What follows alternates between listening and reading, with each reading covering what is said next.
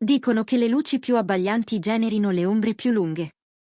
A Dubai, nel momento esatto in cui il mondo varcava la soglia del 2026, questa verità sembrava scolpita nell'aria calda che tremolava sotto i fuochi sopra il Burj Khalifa. Mentre la città vibrava di euforia, champagne e promesse lanciate come coriandoli nel cielo, un uomo restava immobile al centro del clamore, con la sensazione che il pavimento gli cedesse sotto i piedi. Parliamo di Gökberk YLDRM. Volto amato, icona che ha conquistato pubblico e platee dal Bosforo all'Europa, fascino trasformato in lingua universale. Ma in quelle prime ore del nuovo anno, nemmeno il riverbero del suo successo poteva servirgli da scudo. Benvenuti nel rifugio dove il pettegolezzo si trasforma in racconto, celebrita dalla Turchia. Oggi non ci limiteremo a riportare sussurri, tenteremo di eseguire l'autopsia emotiva di una relazione che l'industria dello spettacolo turco non ha mai smesso di discutere. La trama che andremo a ripercorrere alla velocità di un decollo improvviso, l'impatto di un rifiuto che frantuma, e il gelo di un messaggio che assomiglia a una sentenza. È la storia della vulnerabilità di Gökberk YLDRM e della determinazione inflessibile di Cemre Arda. Prima di scendere nel labirinto, una domanda: siete semplici spettatori o parte della nostra cerchia? Se amate narrazioni che rispettano la complessità dei sentimenti, iscrivetevi e sostenete.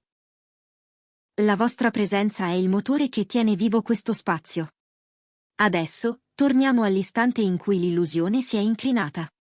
Per Gökberk YLDRM, il programma era lineare: salutare il 2026 avvolto dall'ostentazione di Dubai, città che ha costruito la propria leggenda sulla promessa di un domani sempre più brillante.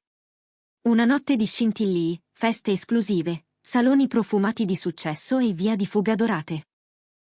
Eppure, quando l'orologio toccò mezzanotte, quella festa si trasformò in un vuoto rimbombante.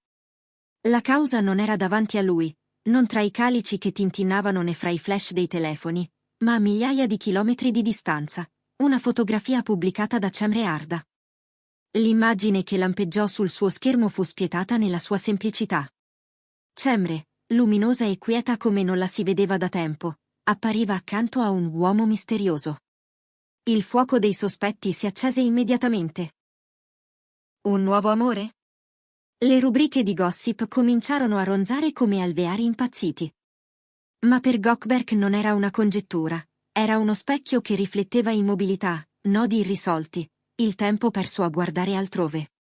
Quell'energia serena nello sguardo di lei, il sottotesto speranzoso nelle parole a corredo del post, furono come un pugno allo stomaco. Chi c'era alle feste racconta di un cambio improvviso, l'allegria si spense, il sorriso da copertina lasciò spazio a un silenzio greve. Le luci non riuscivano a penetrare la tempesta che gli ribolliva dentro. Incapace di restare nel mondo artificiale dei brindisi mentre la sua vita interiore franava, Gökberk prese una decisione che stupì tutti: cancellò il viaggio. Il lusso, gli incontri, le occasioni promesse da quella notte, tutto divenne polvere.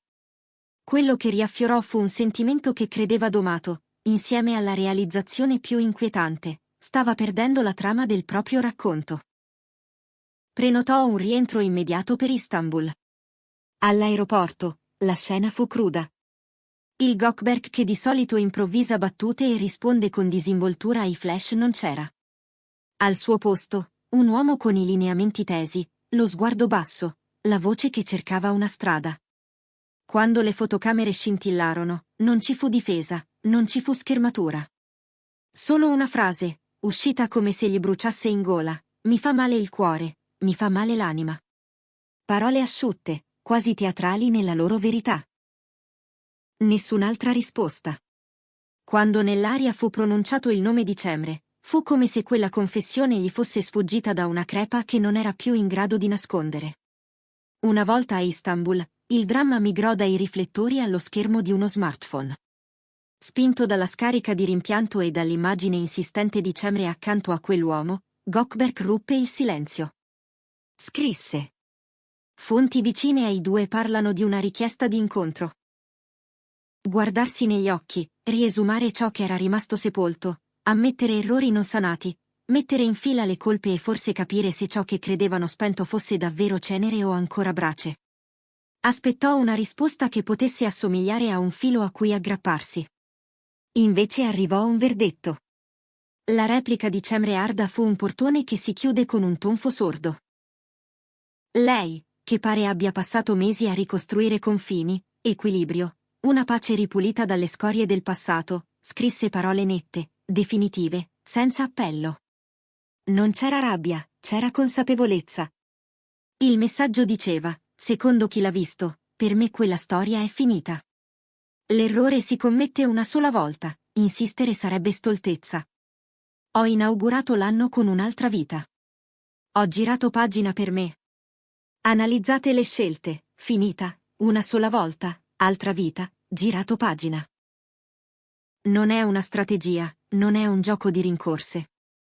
È la voce di chi ha pianto, ha curato, e poi è andata oltre. Con quel testo, non ha soltanto negato un incontro, ha spento ogni sequel. Le conseguenze furono immediate. Privo di assoluzione, di dialogo, di chiusura, Gökberk si avvolse nel silenzio.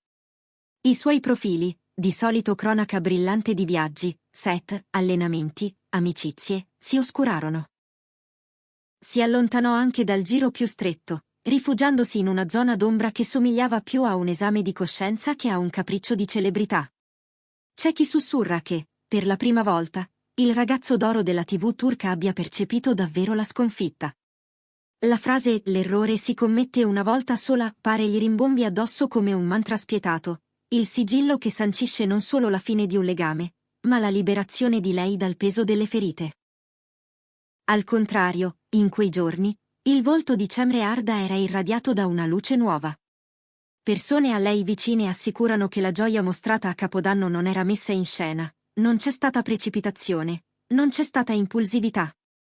È il raccolto di un lavoro interiore lungo, quello che si coltiva di notte quando nessuno guarda. Non vuole abitare il passato perché ha finito di costruire il suo futuro. Quanto al misterioso che si intravede nella foto.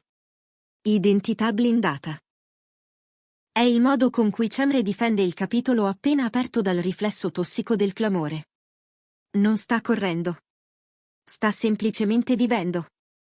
Ed è questa la vendetta più elegante. Come sempre, i social hanno diviso il mondo in fronti opposti. Da un lato c'è chi applaude la fermezza di Cemre, quel messaggio, dicono, è un atto di rispetto verso se stessa. Non si deve nulla al dolore già pagato. Dall'altro ci sono i romantici irriducibili, quelli che hanno sognato per anni l'idea di Gökçem e che invocano misericordia davanti alla fragilità esibita da Gökberk. Tutti meritano un secondo tentativo, ripetono. Eppure, le parole di lei sembrano aver spazzato via quella apertura. Per molti addetti ai lavori, questo è un giro di boa nella narrazione pubblica di lui. Si intravede la demolizione dell'aura alfa che lo ha accompagnato. Questo silenzio è il laboratorio in cui affronta i demoni, o è la paralisi del rimpianto arrivato fuori tempo massimo? Il mondo del gossip trattiene il fiato. Si domandano se questa trama termini davvero con un messaggio sullo schermo o se il tempo, sovrano dei colpi di scena, tenga in serbo un ultimo ribaltamento. Nel frattempo, gli impegni professionali di Gökberk vengono scanditi con cautela. Alcuni contratti slittano di qualche settimana, altri rimangono intatti, ma è il modo con cui si muove a raccontare la trasformazione, meno platea, più attesa, più ascolto. Chi lo ha incrociato parla di un'attenzione diversa ai dettagli, come se ogni gesto fosse setacciato alla ricerca di autenticità. La domanda che aleggia è se questa caduta diventerà la base di un nuovo modello, meno compiacente, più vero, o se tutto si limiterà a essere un inverno emotivo da lasciarsi alle spalle senza imparare. Dall'altra parte, la routine di Cemre sembra scandita da ritmi sereni. Non si tratta di mettere in scena un trionfo, ma di sottrarsi all'obbligo di spiegare. Ha scelto strade dove le vetrine sono poche e i passi sono suoi. Chi la conosce giura che non c'è rivalsa, non c'è esibizione. C'è solo la cura di una quiete conquistata centimetro dopo centimetro. La fotografia che ha acceso il rogo continua a fluttuare nella memoria collettiva. Filtro morbido, un sorriso che non chiede permesso, una mano maschile che non fa proclami. Basta questo. Chi ancora spera in un colpo di scena, legge in ogni dettaglio un possibile codicillo non detto. Chi invece sostiene la decisione di lei, vede in quel post la dichiarazione non ufficiale di un confine riposizionato. E poi c'è la frase di Gökberk all'aeroporto: mi fa male il cuore, mi fa male l'anima. Ha il sapore della verità che scappa, del dolore che si fa voce. È la crepa in cui tanti proiettano il desiderio di vedere l'uomo e non solo il personaggio. Ma anche qui, il giudizio si divide: per alcuni è il primo passo verso la crescita, per altri un tentativo tardivo di riaprire porte già chiuse a doppia mandata.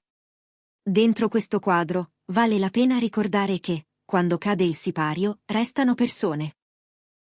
Non ci sono punteggi da assegnare, ma cicatrici da riconoscere. La frase di Cemre: ho inaugurato l'anno con un'altra vita, non è uno slogan, è l'indizio di un cantiere terminato. Chi le sta vicino dice che non ha fretta di definire etichette e nomi, che preferisce proteggere il presente dagli echi che deformano. Il silenzio di lui, invece, ha il suono dei passi in corridoi lunghi, dei telefoni che non squillano per qualche ora, del tempo che fa la sua opera lenta.